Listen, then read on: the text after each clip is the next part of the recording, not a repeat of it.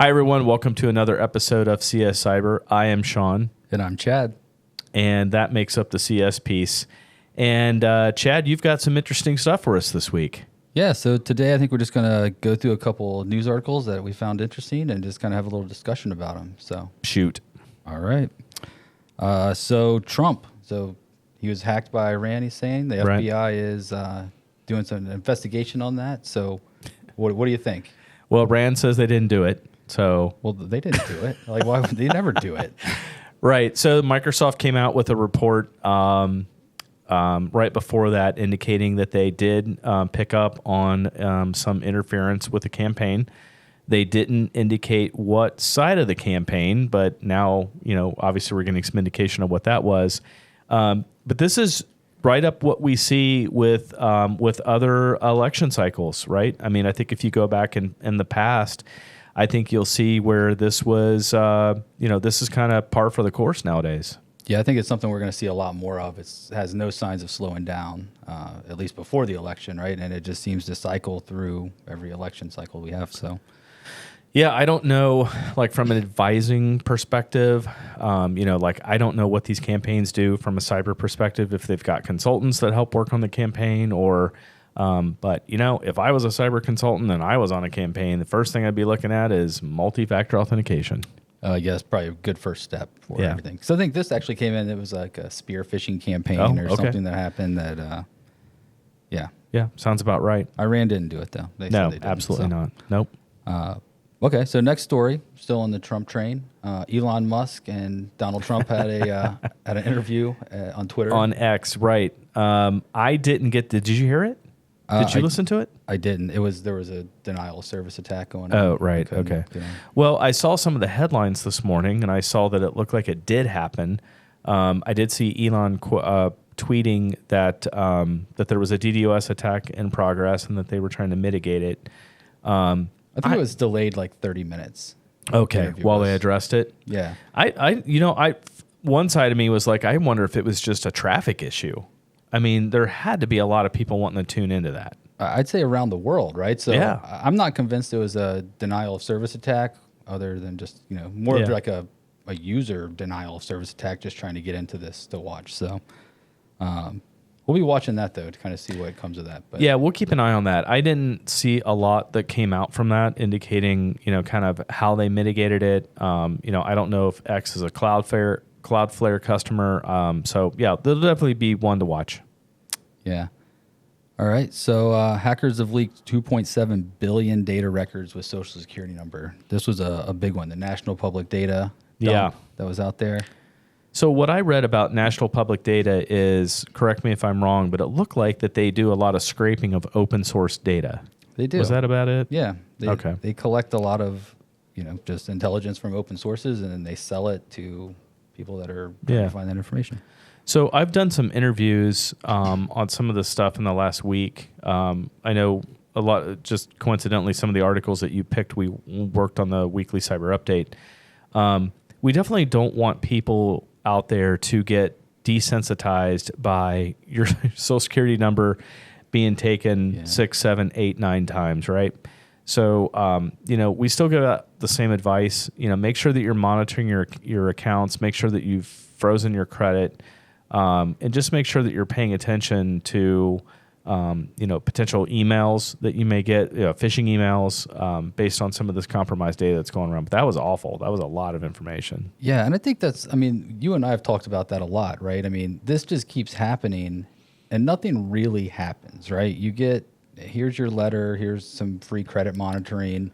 But at some point, that's not enough, right? Like you lost my data. Like, what do you do there, right? Right. I don't know what the answer is.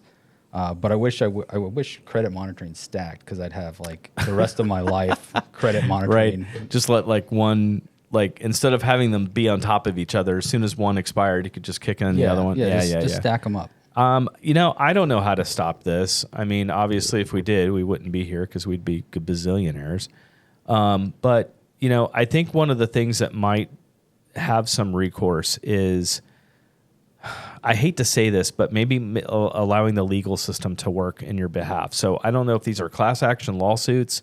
Well, there is a class action lawsuit with this, but okay. I mean, I never really see what comes out of the other end of these class action lawsuits, right? I think there's a lot of class action lawsuits that get brought with these types of things, but like you never see the other end of that legal battle. Right. Yeah.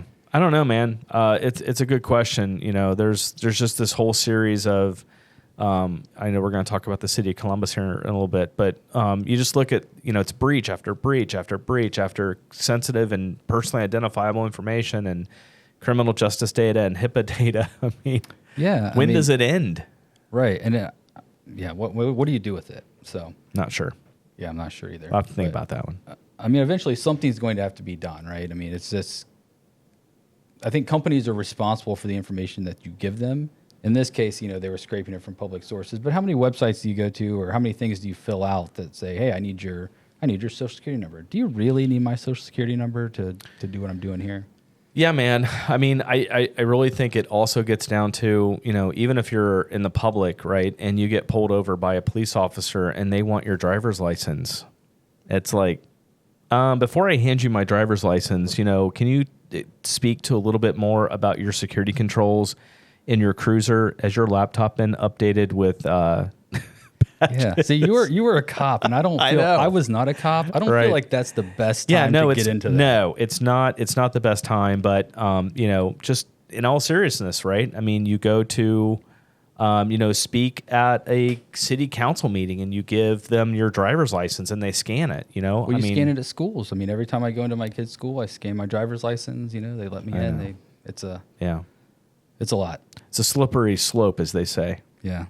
Well, let's just kind of pivot into Columbus. Like, this is a developing story, one that you've been following. Just kind of fill us in. Yeah, so it's Tuesday, August 13th when we're filming this. So the city did have a press conference today.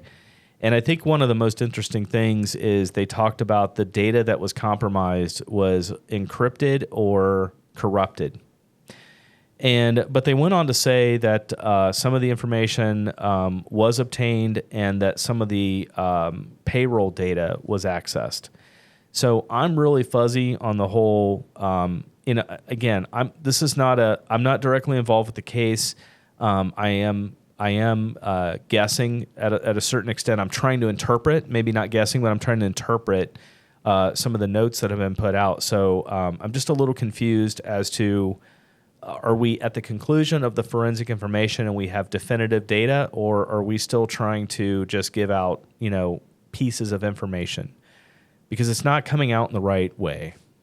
Yeah, and I think when we were talking about this earlier, I mean, we were kind of trying to figure out what does encrypted and corrupted mean. Like, were backups corrupted, or were they just sitting on encrypted drives at rest? Yeah, right. So the city in their kind of press release, or you know, they had some bullet points, had indicated that they were encrypted backups. So if that was the case, right, and you got some encrypted backups, you wouldn't be able to do much with them because they would require a decryption key, right? Unless the decryption key was stored in the obtained data. What? I know, right? What are the chances of that? What are the chances? Yeah, pretty high. So I don't know, man. I think this is just one thing that we just need to continue to monitor this situation. This is one of the more interesting breaches that I've seen. And just in how some of this is being communicated, it's interesting. I know I teach a lot of these classes in Southwest Ohio, and I teach local governments on how to respond. And this is just based on successfulness of doing it this way. Be transparent, be upfront, get the press releases out soon, hold regular proactive press conferences. Even if you can't give any information, hear the questions, understand what is being asked. Stand up either through social media or through your city website if it's hosted externally and it wasn't involved. You know, have an area where you can post updates often of what's going on. And I'll tell you, man, one of the most important things is what city services are up and down. So I think sometimes there's a lot of confusion about, can I pay my bills? Am I going to get late notices? Yeah. So really just keeping the citizens informed. Yeah, right? man. I mean, it's like communication 101. Yeah. Because there's a lot you can say that doesn't jeopardize the investigation. I'm not talking about like citing specific threat actors or talking about deep forensic stuff that's going on, but even if you just walk the public through the process and explain that, hey, once we get to the forensic piece, it could take a couple months, right? We worked a big case not too long ago here at Secure Cyber, and I was intimately involved with the entire process. I was with this organization for months, and I was on every insurance phone call. I was on every federal law enforcement phone call, and it just takes time. I mean, I bet you from start to finish, it was about 4 months before it was kind of before we could even get to the recovery stage. That's a long time. It is a long time. That is a long time. And that was a mid-sized organization. It wasn't. City of Columbus is big. Yeah. Well, this is still an active investigation. It right? is. So you'll keep track of that. Yeah, I'll continue to watch that, Yeah. and I've been doing some other media interviews, and just kind of giving my point of view based on the information that we're getting. Yeah, but I'm totally with you. I think being just transparent about it at that point is probably the best course of action. Yeah, but I'm all about not jeopardizing the investigation. I totally understand that. So we'll just keep an eye on it. All right. So the last story I have is kind of a follow-up to the KnowBe4 hiring in North Korea. So the DOJ has charged a Nashville man with helping North Koreans get U.S. tech jobs. Yep. And then I found another article from last month where a guy in Arizona was charged with the same thing, or arrested for the same thing. I don't know if he's been charged. Are these yet. the laptop farms? These are the laptop farms. So we were talking about KnowBe4 and maybe how they fumbled it at the 1 yard line, right? Where, and I think that's really kind of what happened here, where they had, some guy plug it into his laptop farm, and the North Koreans started doing their normal thing, and they just didn't realize that, holy cow, this is a KnowBe4 laptop. Like, right. We can just sit on this and just collect intel for probably months, if not years, just actually having this guy pretend that he's really there. Yeah, and if you're not familiar, that KnowBe4 one went really weird, right? So they ended up shipping this. They actually shipped it to a broker first, right? Which then got it to the North Korean. But generally, what happens, and what was weird about that, and I'll comment on the laptop farm here in just a minute, but what was weird about that whole thing is that generally they use this to get a paycheck. So that's kind of the whole point, right? Is you hire a North Korean hacker, they get the equipment, and then they start working so that they can get a paycheck, and then they send all of all that money to the DPRK, right? Right. And so I don't know what happened, but they started, installing malware and setting off all the security controls on this laptop almost immediately. So no paychecks were generated. Right. Like really fumbled it at the tail I think end. so. I mean, right. This guy had done interviews. Like, I think he'd been through rounds and rounds of interviews. I mean, they had really spent a lot of time. Yeah, they did.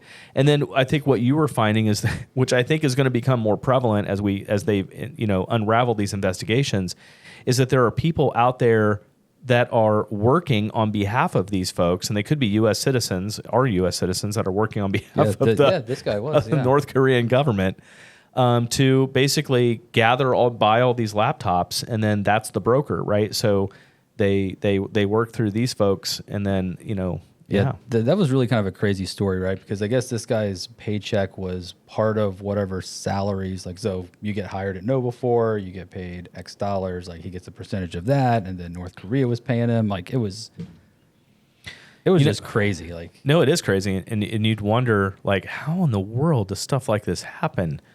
And I always use the analogy, and sometimes I feel like I use analogies too much. But the bigger they are, the harder they fall. And I think to some extent, right, if you're KnowBe4, I think it would be very possible. Now, in full irony, they were hiring for an AI developer, so I think that's weird, right? Well, an AI developer with like 15 years experience. Right. How long's AI been around? Yeah. Like 10 minutes? I don't know. Seems like it. That's an interesting story. I bet you we're going to hear a lot more about this. Yeah. And I think, too, like, just the state of internet connectivity in the U.S., right? I mean, we're seeing a lot more fiber be run in kind of rural areas where that makes things like this possible and kind of obscure, right? I mean, it's you don't even notice it. So yeah, we've had some just side conversations about this, and I think what needs to happen, and maybe people beat me up for this, is I think we may have to go back to some things that we did prior to COVID. So, if you're going to have an interview and you get to the very end, right, you're going to need to meet this person. So you're either flying this person into your corporate office and you meet them in person, or maybe you get them to a regional office where at least there's an employee, right, that can somebody can verify. Yeah, absolutely. I'm not advocating for shutting down, things like work from home. I know there's a whole discussion series around that, but I think we do it responsibly here at our company, right? Mondays and Fridays are work from home. We honestly primarily did that because of gas prices, but then we just kind of kept it because really, as an owner, I feel that people aren't abusing that. Like I think that work gets done, and I feel like people are responsible, but we also have 24 people, right? So you can manage that. Yeah. All right. Well, that's very interesting. Well, that's all I got for today. All right. Well, thanks, Chad. I appreciate it. And I'm sure we'll have a lot more on the next cycle. Yeah. Again, the goal is to, kind of go into a little bit more detail, but not make this like an hour-long podcast because, my gosh, I don't even know if I could hang in there for that long. But it's been a really interesting month with news and just things kind of cycling through. No, it has been. It's been very interesting, and I think it's going to get a lot more interesting. So in the show notes, give us if you have any questions about what we go over or you want us to cover another topic. I actually had a listener a viewer indicate that they wanted us to talk a little bit more about cyber insurance in a little bit more detail. So, we'll definitely do that. So look forward to that soon. So thanks for joining us. Appreciate your time. We'll catch you next time. See you next time.